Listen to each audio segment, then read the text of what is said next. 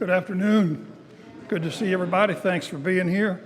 This, of course, is a continuation of our 100-year celebration of the church, a number of recitals, concerts, events, and things like that that will go on. And, of course, 100 years for our church here, 100 years for the organ also. And today we're blessed to have with us John Dixon, composer and organist.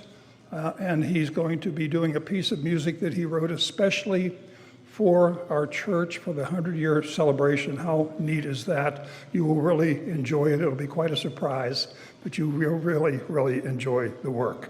Looking ahead, on January the 4th is our next musical event with organist Paul Jacobs. Paul was last here in 22 with the symphony when he did the memorable presentation of the Sasson Organ Oratorio Symphony. So you'll remember Paul. Hopefully we'll see you for that. But before that, on December 21st here, we will do our annual Christmas choral concert. And you don't want to miss that. The choir is working very hard on all the material for that. And we hope that you will have the time to come that evening and celebrate Christmas with us and with the choir. We're very blessed here at the church to have a number of people who step up and support us financially through the year of the different things that we do. And we really are in awe of that, and also of other people who, such as the Hueys, who stepped up for this concert. I'm sure that John will tell you a little bit more about that shortly. But we're also going to have a free will offering here this evening. That will also help us to continue with our celebration and the different events that we will be doing over the course of the next 7 months now, culminating in May of 26, which is the actual anniversary of the founding of the church. So anything you can do for us as far as a free will offering will be certainly appreciated. And it will occur during, as John plays one of his pieces, variations on Now Thank We All Are God. That's appropriate for a free will offering, right? So Now Thank We All Are God. Okay, there is a reception afterwards downstairs. We hope you will hang around for that. You'll get an opportunity to speak with John and his lovely wife, Karen, who is here. She's the ruling factor of all this. Of course, you know that, right? Anyway, so please stick around, come downstairs with all of us, and visit with us a little bit longer. Would you now join me in welcoming John Dixon?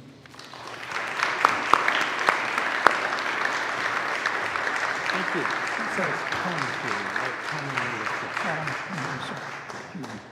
Very good.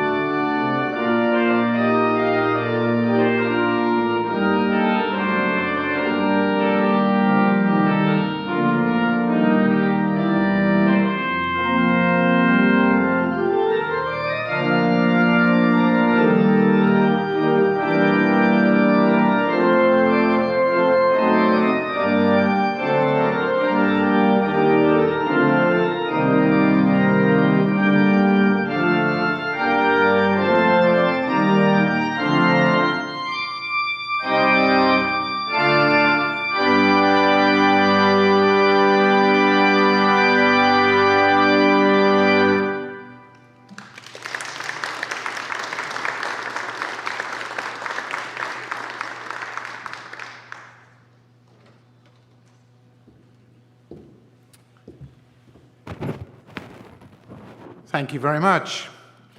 Thank you for spending some time here this afternoon. You will get to know a little bit about me as I work through the program, because I like to talk between the sections of the program, and you'll see on your program in front of you, you have separate sections, and it's really nice for organists to hear applause, but perhaps you would save your applause for the end of each section, and then I'll play the pieces in each section together, and you can just sit quietly and think while I'm moving from one to the other. So I'm going to tell you a little bit about what's coming next. As you can tell from my accent, I grew up in England, and that's part of the United Kingdom, made up of England, Scotland, Wales, and Northern Ireland. And so the first section is a little representation of my heritage. So this first tune is a hymn tune named Gopsal. It was one of 3 hymn tunes that Handel wrote. We sing a lot of Handel's music in church, but a lot of that came from his orchestral works and choral works. He only wrote 3 hymn tunes, and Gopsal is one of those. I spent my life, my early choir boy days, singing this tune. It's a really strong tune, and I hope you like the arrangement. The second tune, the second melody, is a hymn tune that was actually written in America. It was written in Epworth, Iowa in 1872 by a man, a pastor by the name of Louis Hartzog. And I think there must be a lot of Welsh settlers in that part of the country, because the Welsh took this tune as their own. And it's very popular in Wales, and they sing a lot in Wales.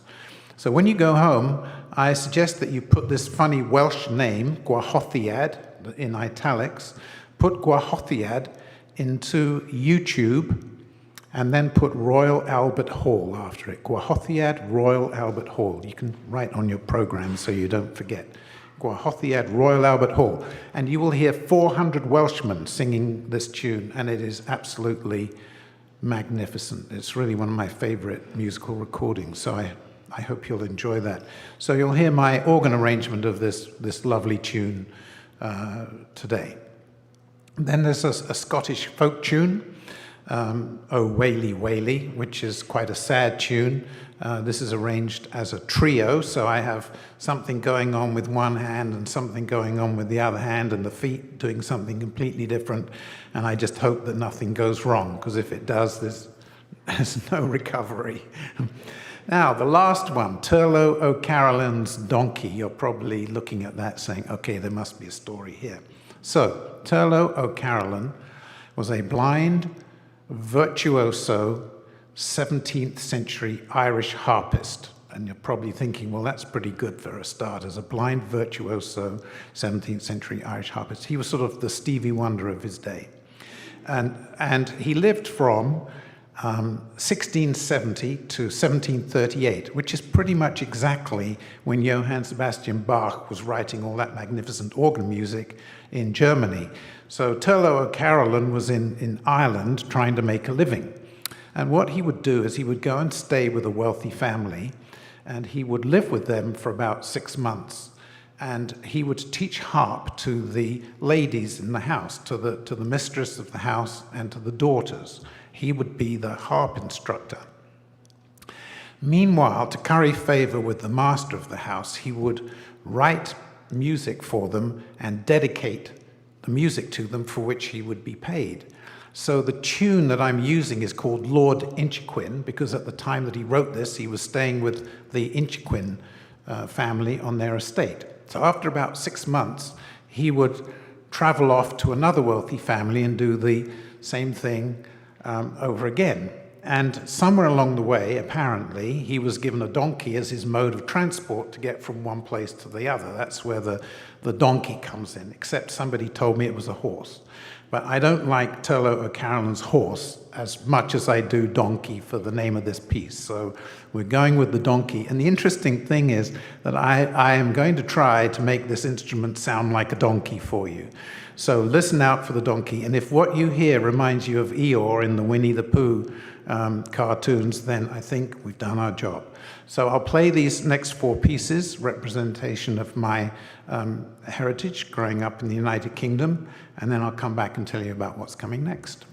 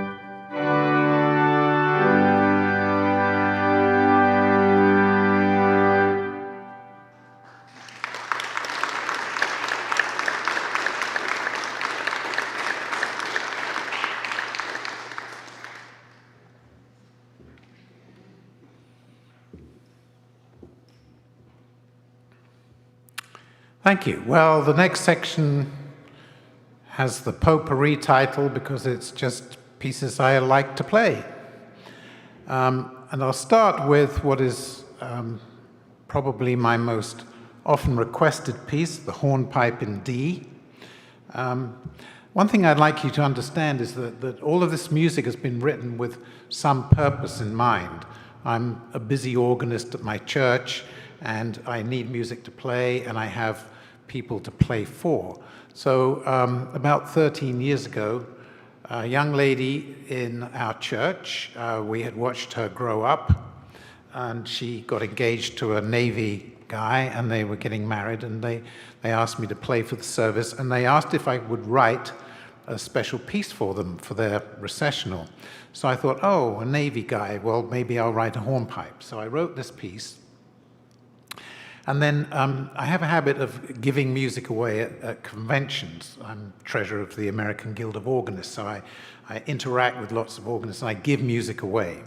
And I gave away this piece in Boston at our national convention in 2014, and it just seemed to sort of go around the world all by itself. So I can tell you that I've had emails from an array of places, including Perth. Well, that's Perth, Scotland, and Perth, Australia, by the way.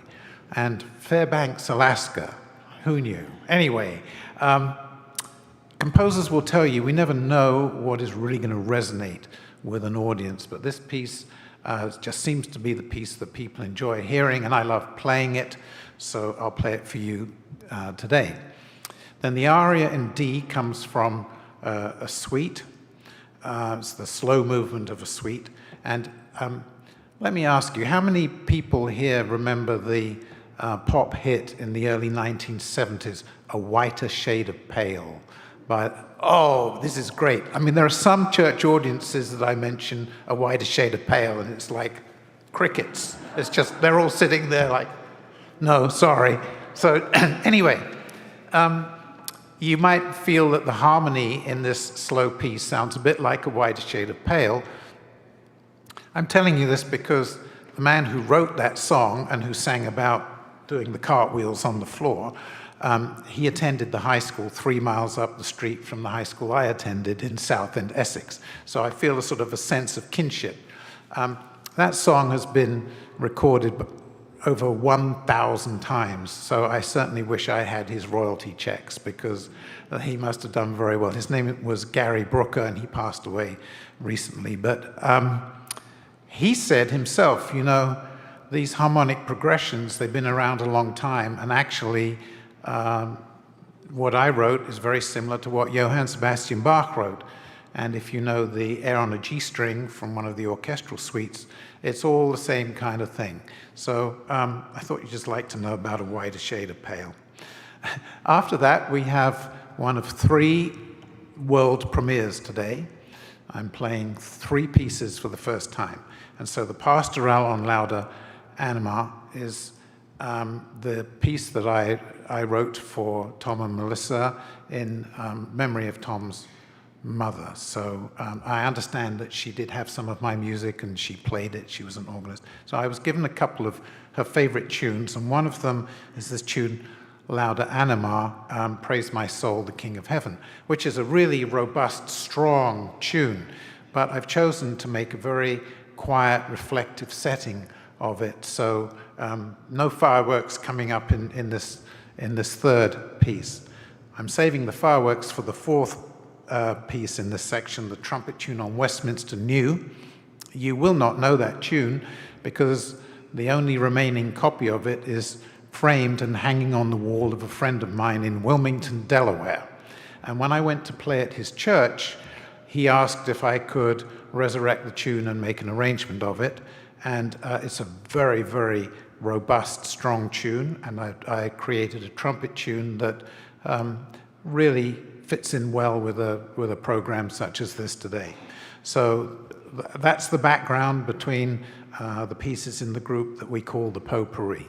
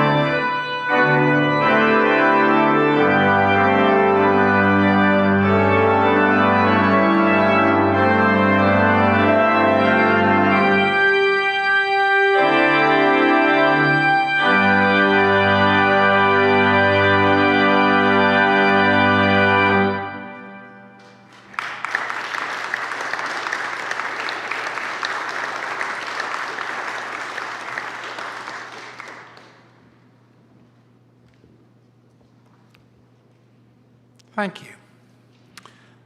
Well, now I'm going to ask you to do a little bit of work. I've written some variations on the hymn, Now Thank We All Our God. These were written really in 3 sections. I wrote 3 of the movements that I premiered actually north of Pittsburgh, a place called Zelienople. And those were published. And then I wrote a trio, which is now the second movement of this work. And I actually dedicated that to Jim Hutchinson. I keep finding pieces of music lying around the place that I've dedicated to Jim. I don't know what it is, but you certainly have a magnetic personality here running the music at your church, for which you should be really grateful. And by the way, what a beautiful organ. I have to tell you, this is just so much fun for me to come here and try to use the organ as best I can to show you all of the things that it can do. Anyway, I found this trio that I dedicated to Jim, so I thought I'd better play it since I'm at his church. And then I was asked to play a recital to rededicate a pedal division at a church outside St. Louis. Since I was dedicating a pedal division, I thought I'd better write a movement just for the pedals. I don't know why I do this to myself. You know, I write my own pedal solos and then I have to play them. And they can be quite terrifying. But what I know is that you, the audience, you just love to see the poor organist sweating up here trying to get something. You do, don't you, right? Yeah, of course. So knowing that, I'm going to play you the pedal solo and then finish up with a finale to that, to those variations in what is called the Stilus Fantasticus from the late Baroque period in Northern Europe. So what we'll do is I'm going to ask you to stand, and I think it's hymn 555 in your hymnal, and I'll play one line of introduction. I think it's good for you to stand up and stretch your legs a bit, and we'll do the first verse, and then if you sit down while I'm playing those variations, the ushers will come forward, and this is a free will offering for the benefit of the church to help with these celebrations. And then I'll come back and tell you what comes after that. Thank you.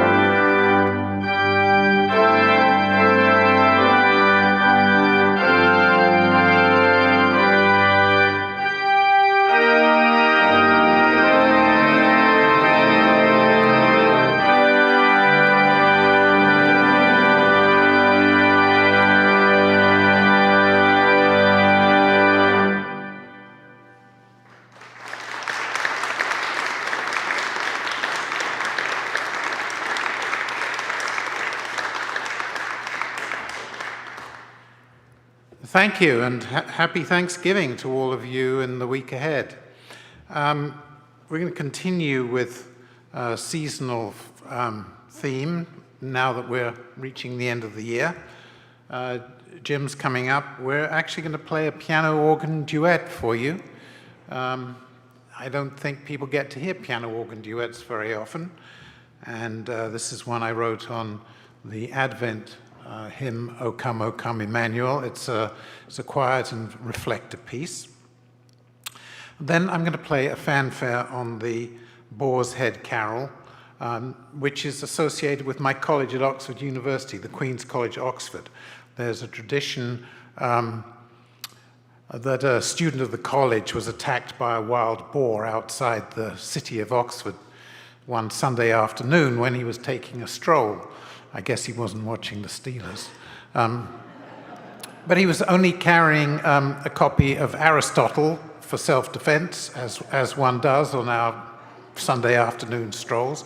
So he thrust this book down the mouth of the onrushing boar, and apparently all that Greek was too much for the poor animal to stomach, so he rolled over and died.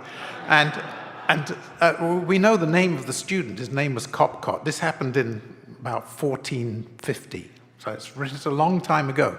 Anyway, he took the animal back to the college, and they sometime later they had dinner. So really, there is a Christmas carol called the Boar's Head Carol, which is, I find, is better known over here than it is in England, actually. And every year, there is a boar's head dinner at the college, and they bring in a boar's head, and the college choir processes in afterwards and sings this carol. And the dining hall only seats about 250 people, so they have to invite the old members. I can't even take Karen to this. Twice I've been invited since I graduated in 1979, and both times I've flown over to Oxford to go to this really historic dinner. So anyway, I have this, by accident, I have this association with a lovely Christmas carol, so I'm going to play an arrangement of the Boar's Head Carol. Okay, I think I've got the wrong program here, because I'm looking at things that I'm playing for you that I don't have the music. So I think the next one, tell me if I'm wrong, the next one is The Virgin Mary Had a Baby Boy, is that right? Okay. So what happened, we've taken a couple of pieces out of this section. So we've taken two out, and we're not going to play the last one. We're not going to play God Rest Ye Merry Gentlemen. So I'm going to play the duet with Jim, then we'll do the fanfare on the Boar's Head Carol, and then the next piece, the last piece in this section, The Virgin Mary Had a Baby Boy, is dedicated yet again to Jim Hutchinson. I just don't know what got into me this year. I just had this thing about dedicating pieces to Jim. And this piece will be published in my next book, so this will be published next year and will be shared with organists all around the place. And this is going to sound a little bit different. This is a calypso beat. It's from the Caribbean, and I really hope you enjoy it. It's a very jolly little piece. So we'll do the season's greetings, and then I'll come back and tell you about the special piece that I wrote for the church to help celebrate the 100th anniversary. But Jim, are you ready? He's looking ready. He's got his game face on.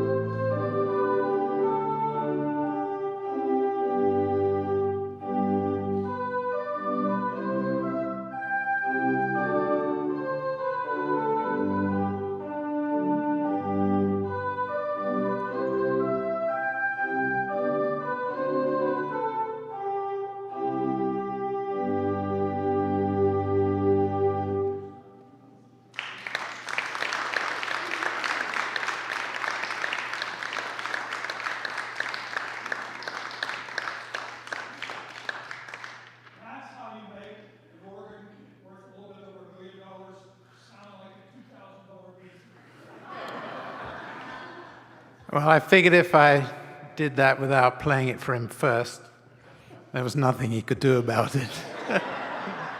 That's really fun, isn't it, to get that sound out of this instrument? A really happy piece. And Jim, I hope you enjoy playing it this Christmas. So now we come to a rather interesting part of the program. I'm going to exercise your little grey cells a little bit, as Hercule Poirot might have said.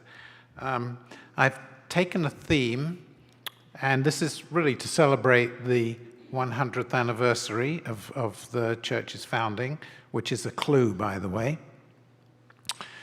I'm not going to tell you what the tune is. You're going to have to guess what the tune is. And I'm going to play, Lord willing, 9 variations on this tune in the styles of 9 different composers.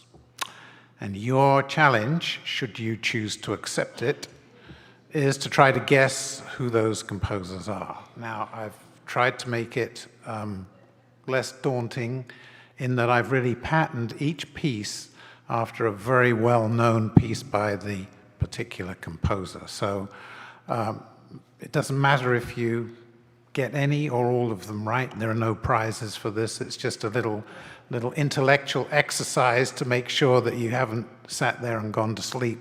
Although after the Virgin Mary, I don't think anybody has. But I wasn't counting on that. So this is a world premiere.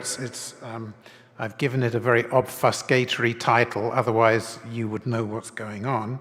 It's called Fantasia on a Celebratory Theme, and this is the world premiere dedicated to Westmont Presbyterian Church for your wonderful 100th anniversary.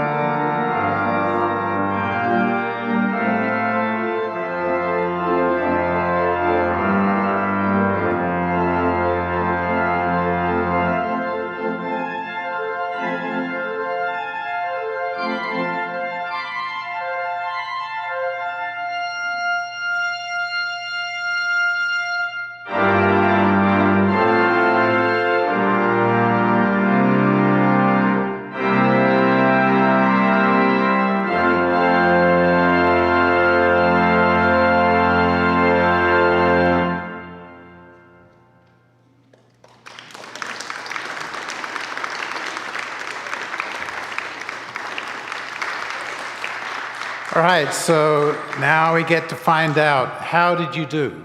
So, oh, I skipped a piano one. Let me do the piano one, and then we'll... See, this is why I bring my wife along when I'm on tour. Sorry, I was getting too excited.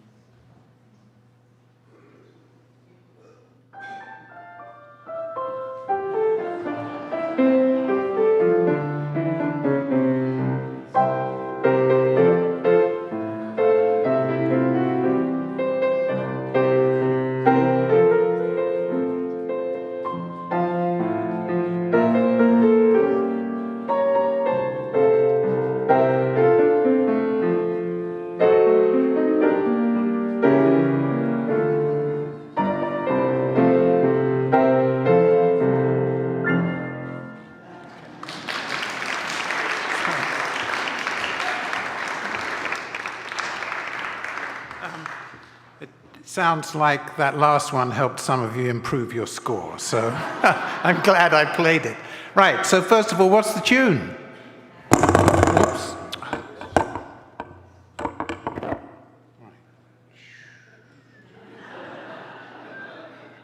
Good, right, happy birthday.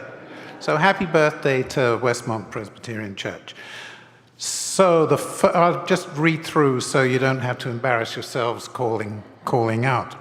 So the first variation was in the style of Johann Sebastian Bach, and it was based very heavily on his Jesu Joy of Man's Desiring.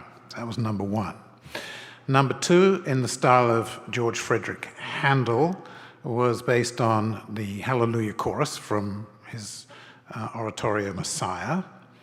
Now, the third one was in the style of Franz Joseph Haydn, patterned after his Symphony number 94 in G major, which is known as the Surprise Symphony. So that was the point of the great big chord at the end. After which we had Wolfgang Amadeus Mozart, and that was patterned after Eine kleine Nachtmusik. Then I went to the piano, and Ludwig van Beethoven was the composer, and it was patterned after Piano Sonata number 14 in C-sharp minor, opus 27, number 2, which nobody really knows. You know it as the Moonlight Sonata. The one after that was Franz Schubert. Schubert wrote about 600 songs in his late teens, and that was patterned after one of his songs, The Wanderer, from The Fair Maid of the Mill, one of his song cycles. It was a really beautiful song, and so that one was Schubert, after which Tchaikovsky, patterned after the March of the Toy Soldiers from the Nutcracker Suite, and the one I forgot to play, but played eventually, was in the style of Scott Joplin, the ragtime composer, the theme from The Entertainer. And then the last one on the organ was patterned after Widor's famous toccata from the Fifth Symphony. So let me ask you: did you do well, or did you not? How do you? Somewhere in the middle. Did you have a good time listening to? Now that's important, because if I'm ever going to do this again, I need to know that you're not going home saying, well, I wish he hadn't done that, because that was a waste of time. But look, this has brought us pretty much to the end of our time together, and I've just had a great time doing this, and I hope that you've had a good time hearing really what can come out of this magnificent instrument, and getting in the mood for wrapping up your birthday celebrations next year. So I want to thank Jim, who sort of conceived of this idea and made it all happen. I want to thank the Huey family for their generous contribution that made it possible. So you've heard 3 premieres, the piece I wrote for the Hueys, and the the piece for Jim, the Virgin Mary, that was of course I wrote it in the spring, and I'm not going to go around playing that piece in the summer for anybody, so this was a great opportunity to premiere it. And then of course the fun time with the Fantasia.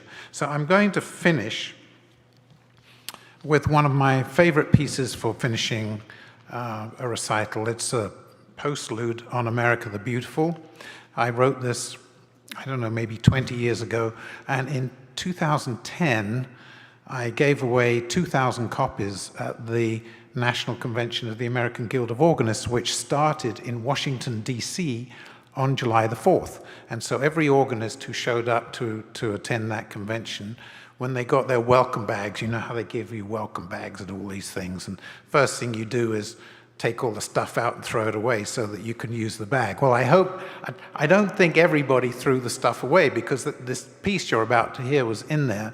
And I know that it's played around the country for July the 4th and for Memorial Day, and recently for Veterans Day.